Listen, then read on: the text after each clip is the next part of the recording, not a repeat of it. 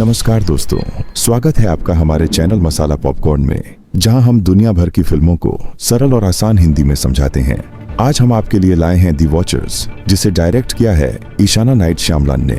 इस फिल्म में हॉरर और थ्रिलर का जबरदस्त मेल है और इसे देखने के बाद आपको एक ऐसा अनुभव होगा जिसे आप जल्दी नहीं भूलेंगे। तो बिना किसी देरी के चलिए शुरू करते हैं इस फिल्म की रोमांचक कहानी।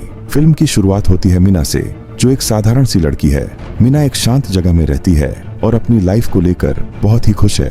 एक दिन वो एक हाइकिंग ट्रिप पर जाती है और एक घने जंगल के रास्ते पर पहुंचती है। उसे ये जंगल बेहद आकर्षक लगता है, लेकिन वो नहीं जानती कि यही जंगल उसकी जिंदगी का सबसे खतरनाक सफर बनने वाला है। जंगल में कुछ दूर चलते हुए मीना अचानक रास्ता भटक जाती है। चारों तरफ पेड़ों की घनी छाया और गहरी खामोशी होती है। जैसे जैसे रात होती है, उसे समझ में आता है कि वो पूरी तरह से अकेली है। वो अपने फोन से मदद लेने की कोशिश करती है, लेकिन नेटवर्क नहीं आता।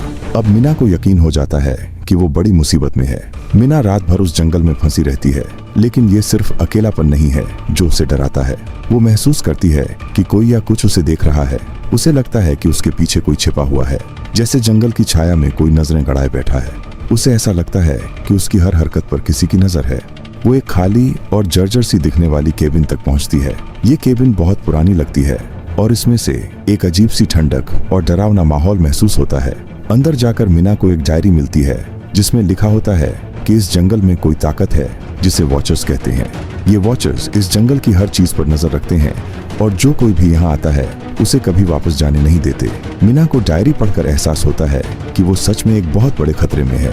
डायरी में लिखा होता है कि वॉचर्स इंसान की हर हरकत को देखते हैं और जब इंसान डर से कमजोर पड़ता है तब वो हमला करते हैं।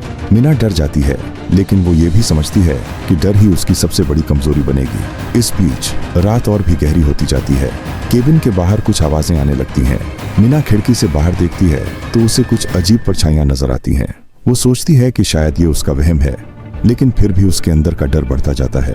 इसी समय मीना को एक और इंसान मिलता है जिसका नाम एड्रियन है। एड्रियन कई सालों से इस जंगल में फंसा हुआ है। वो मीना को बताता है कि उसने भी इस जगह से भागने की बहुत कोशिश की थी, लेकिन वॉचर्स कभी उसे भागने नहीं देते। एड्रियन के साथ रहते हुए मीना को ये समझ में आता है कि ये वॉचर्स असल में इंसान के मन में बसे डर से ताकतवर होते हैं। एड्रियन कहता है, जब तक हम डरते रहेंगे तब तक ये वॉचर्स हमें अपने चंगुल से नहीं निकलने देंगे। अब मीना और एड्रियन मिलकर इस जगह से भागने का प्लान बनाते हैं, लेकिन ये आसान नहीं है क्योंकि वॉचर्स हर पल उनकी निगरानी कर रहे होते हैं। फिल्म की कहानी जैसे जैसे आगे बढ़ती है, हमें पता चलता है कि ये जंगल एक साधारण जंगल नहीं है।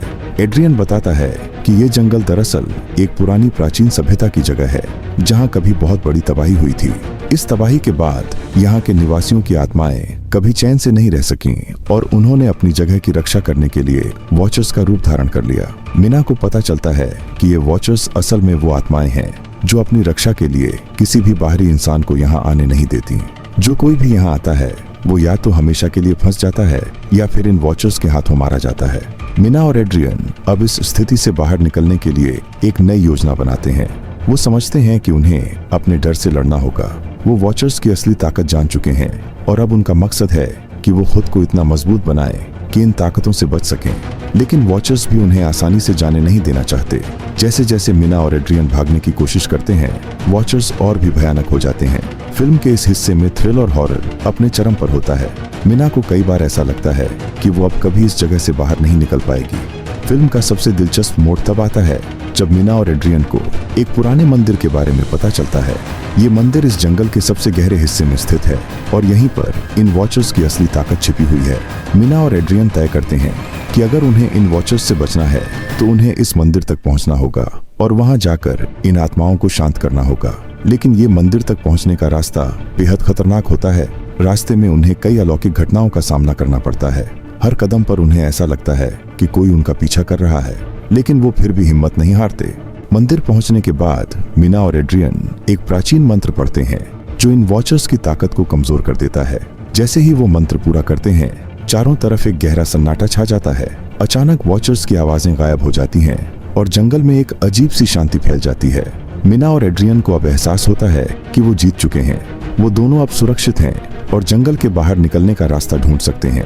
आखिरकार मीना और एड्रियन जंगल से बाहर निकल जाते हैं। फिल्म का अंत बेहद शांतिपूर्ण होता है, लेकिन दर्शकों के मन में एक सवाल छोड़ जाता है, क्या वॉचर्स सच में खत्म हो चुके हैं या फिर वो किसी और को फंसाने के इंतजार में हैं? दोस्तों, द वॉचर्स एक गहरी और रोमांचक फिल्म है जो हमें दिखाती है कि डर से कैसे निपटना चाहिए। इस फिल्म की कहानी केवल डरावनी घटनाओं पर आधारित नहीं है, बल्कि ये हमें ये भी सिखाती है कि अगर हम अपने डर पर काबू पा लें तो हम किसी भी मुश्किल का सामना कर सकते हैं। मीना और एड्रियन की कहानी से हमें यही सीखने को मिलता है कि जीवन में कितनी भी बड़ी मुसीबत हो, हिम्मत और आत्मविश्वास से हम उस पर जीत हासिल कर सकते हैं। अगर आपको हमारी ये कहानी समझ में आई हो तो कृपया हमारे चैनल मसाला पॉपकॉर्न को लाइक, शेयर और सब्सक्राइब करें। हम आपके लिए और भी दिलचस्प फिल्मों की कहानियां लाते रहेंगे। अगली बार मिलते हैं एक और नई फिल्म की समीक्षा के साथ। तब तक के लिए धन्यवाद और खुश रहें।